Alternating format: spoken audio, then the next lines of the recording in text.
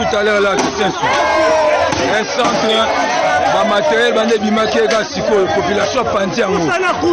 Nous sommes dans un centre petit machine à voter et bande Kendaki et Ega Siko.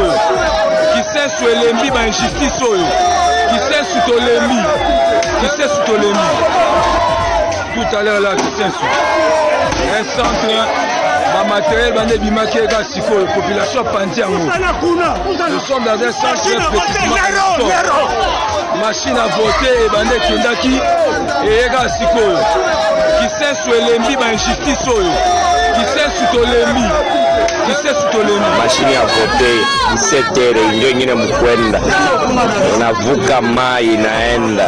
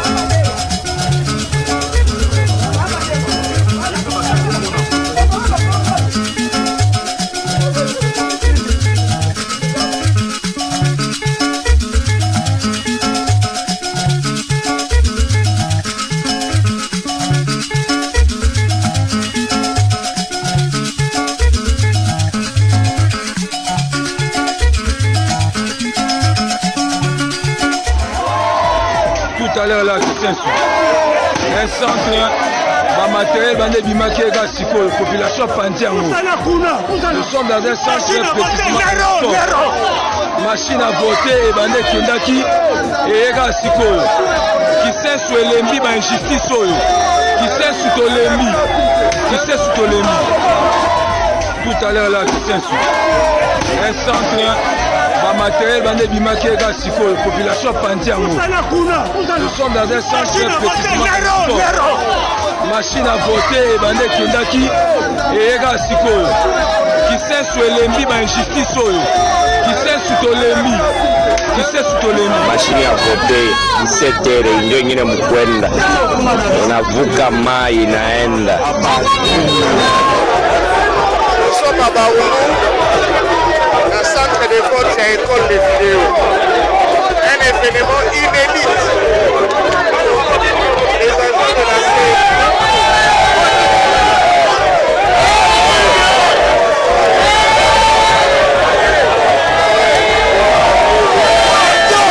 on a retrouvé les machines à voter ainsi que les bulletins de vote. Il n'y a pas de Mutuka ya Mutu. Mutuka ya Mutu. Ailleurs, petit mot d'ordre dans la centre. Ma machine va à la jeep. Imaginez.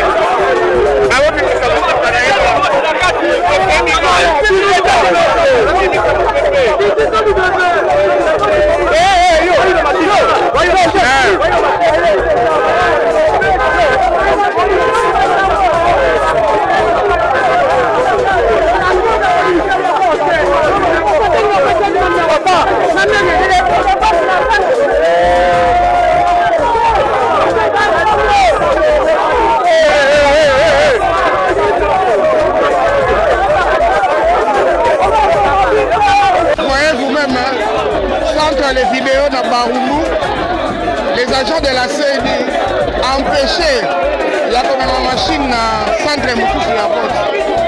La population civile qui arrache les machines, la population a arraché les machines de la CNI et la CNI sera incapable d'utiliser ces machines.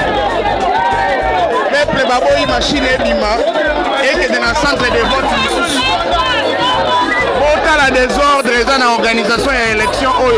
Une honte pour mon pays, le Congo, c'est regrettable cause à la peuple ya mboka ya boye. C'est regrettable.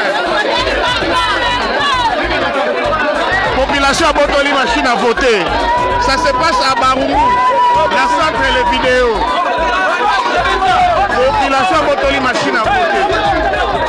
Population a botoli machine à voter. La machine à voter est comme dans ma propre population. Les agents de la CNI n'ont plus de choix que de céder les machines. Ça se passe maintenant, il est 13h50 minutes.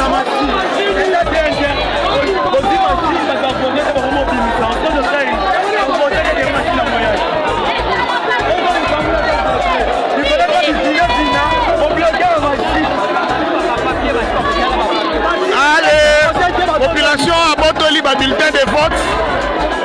Le problème c'est si Félix Aluti na mboka oyo éviter à garant de la nation. On va même organiser élection pour ça simplement pour que moi je sois à voter. École papa va centre papa va di oyo et puis papa va ça roler à plus de 3000 4000 4000 mais on va toucher on a 57. On est là-bas dans la tour pour voter. Parce que finalement, comment les restes va faire wapi. Par contre, on va faire wapi.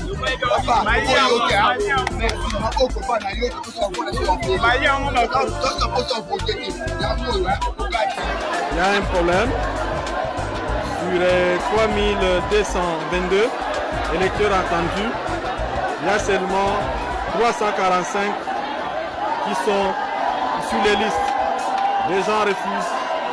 Les gens refusent, ils disent qu'ils ne vont pas partir. Voilà, nous sommes à Manda, nous sommes à Katana, territoire de Kabare, au sud Kivu. On va me voter à quelle heure? Regarde le matériel, sont à Kikwit. Juste maintenant. À quelle heure on va me voter? À quelle heure on va me voter? À quelle heure on va me voter? Il est déjà 7 heures à Kikwit. Mais le matériel n'est pas encore arrivé à mon village. Hein? Et la nièvre. Et la mouve. Et la nièvre. Et la macache. Kusara na bête.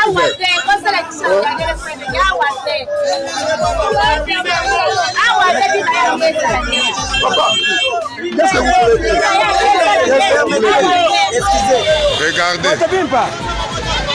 Regardez, vous voyez, c'est des preuves, 3 machines volées par un député national. Ce sont des preuves. Ce sont des preuves. Voilà. Vraiment, c'est un problème grave. Un preuve palpable. Non, attendez, je capture seulement. Attendez, papa.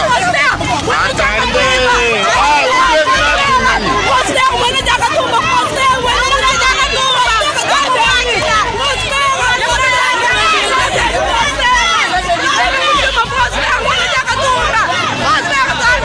Les voleurs, voilà.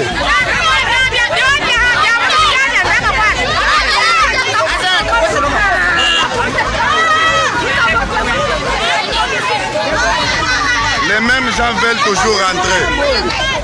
Les mêmes gens veulent toujours revenir.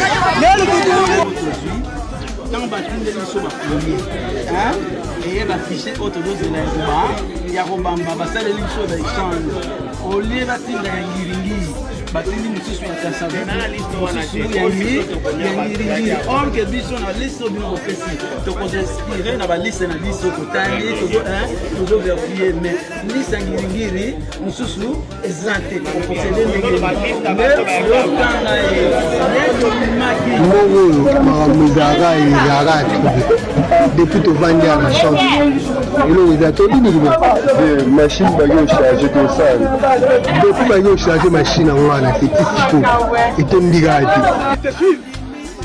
Permettez maman, ceux qui ont lobby qu'on posta la tête, je t'arrête, mais pas le camion. Moi je travaille à la scène en 2018 tant qu'il y a un officier de la défense. Je connais qu'est-ce qui se passe, il y a même qui se passe. Et attends maman, toute population est censée, il est effrayé par rapport à ces électoraux. Mais moi, je suis en manœuvre, c'est ça. Toute la population fait partout dans le monde entier, dans les pays. Kimpokode.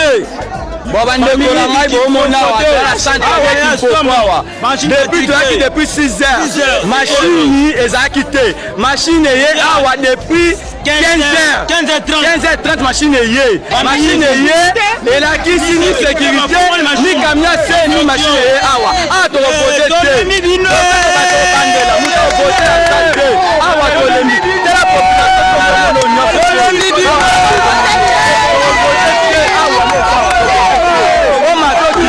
machine est 15 ans avec efficace na wana kuna bango ça chaîne nini et kosimba te la fo machine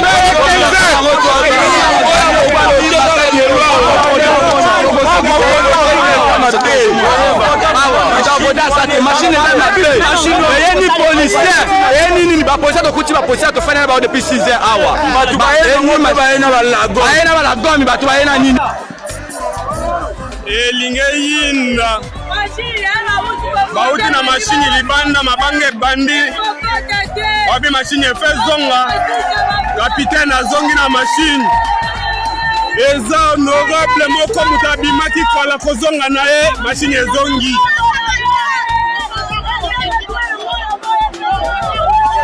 machine yango wana ezozonga machine yango ezongi moto aye na machine ye wana bazolanda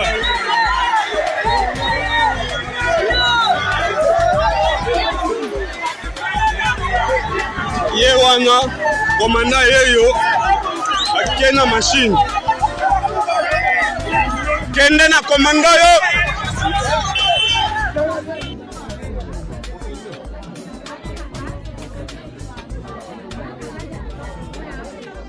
hapa ni Katunga de unaona donc bon peut-être qu'on a voté déjà na kuna témoin kwa msale na kisha donc bon peut-être on a ma bulletin de vote hapo zeviko na tia déjà banafungia wa témoin wote wanawakia hivi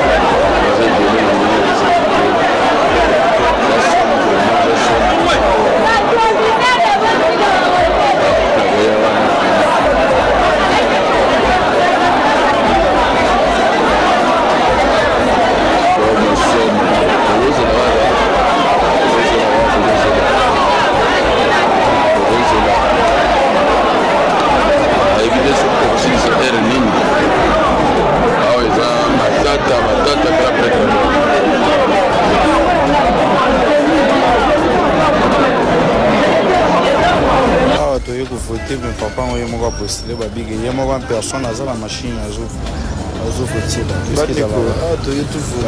répondre tala papa mais papa moye moko bon maman vas-y problème il est là et loua wana mokazo 56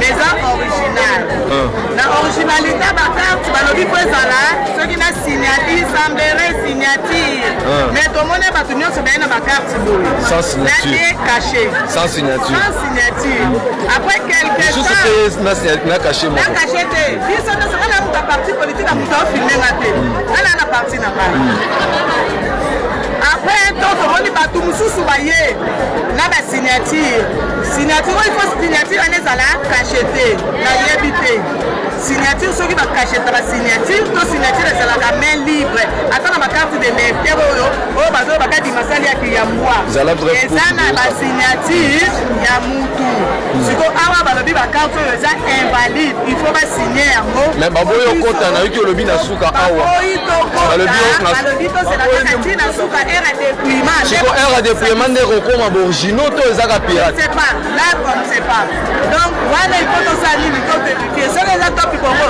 te yamba c'est clair na elu baboyi batémoin bakota bazoloba bazela aire ya dépouillement ça veut dire aire ya dépouillement nde bakarte kokoma baoriginaux na minute eza pirate donc il y a quelque chose qui se passe à elu na mokanzo 56 tout ça là baza batémoin bato nyonso bomoni baza batémoin bapasoli bakarte bato biso bolakisa biso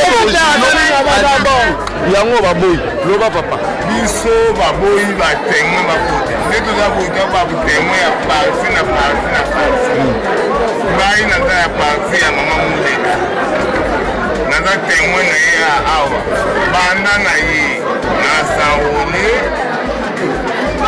nakota lisusu baboyi babibiso tokota te juska ti bakarte oyo babopesi biso eza ya tikali seigneur osala mosala ye moko koma biso tokoyeba donc sans les témoins aosala mosala ye moko na kati sans les témoins c'est bon ozwi bonne note c'est bon bato bazoyengayenga bato bazawa banimero ya bato na bakombo oyo omonana te botala bomona sikoyo bokoloba ke baélection boza miyibi toyebi bino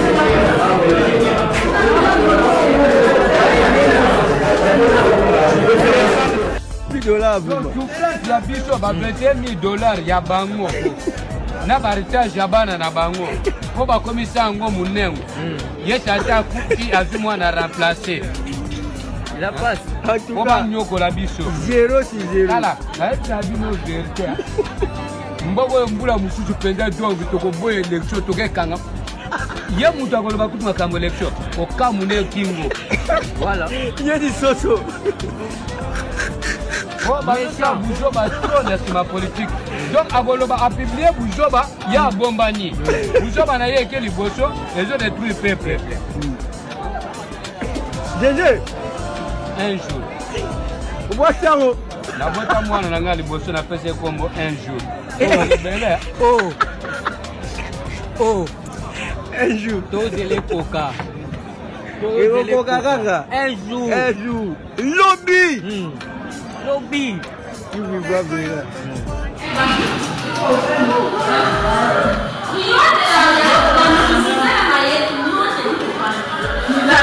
wana badeplace ya sipe ya muzipela bango nyonso batomboki boya bango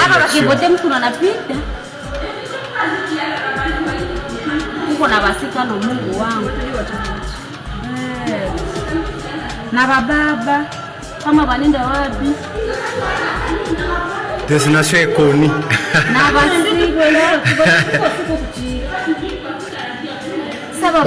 bato ya basikilizanake bato basakwa desi abaka bashatomboka banatomboka bato ovyo hivi abana ta objectif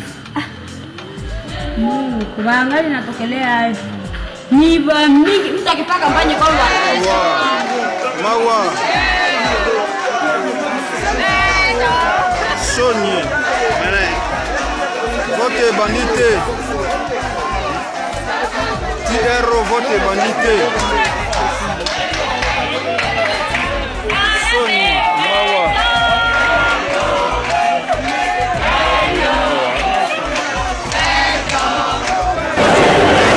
Tokolala wato ezani na même Félix lui-même il s'est étonné à organisation ya kadima ya élection tala bato bazali ya kolala 22h déjà 10 minutes tozali na centre ville na Kombe na Rivera Kim ezali awa tala population ebele nani tovote te boyebisa ngai oyo soki désordre lelo mboka epeli moto kadima au centre de tout on ne peut pas accepter kadima azali moto ya kokangama aza moto ya kotikala pena atambola pena librement te oyo ezali nini akreaki nini soki alaki mbongo ya kandida moko boye afavorise kandida numero 3 toyebi te aprépare nini oyo ezali koboma bato te.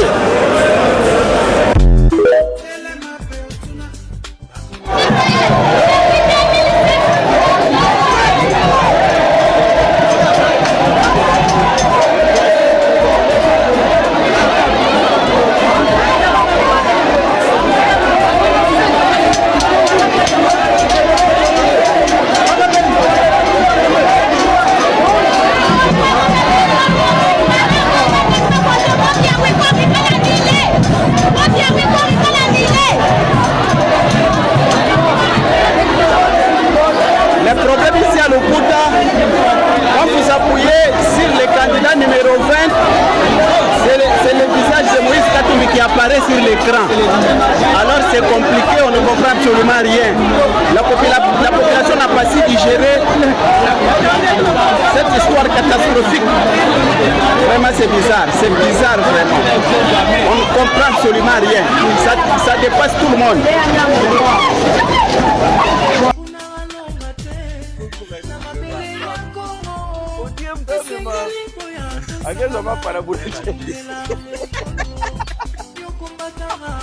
Ndogo yaye mboga nini oyo noko bwaka kuna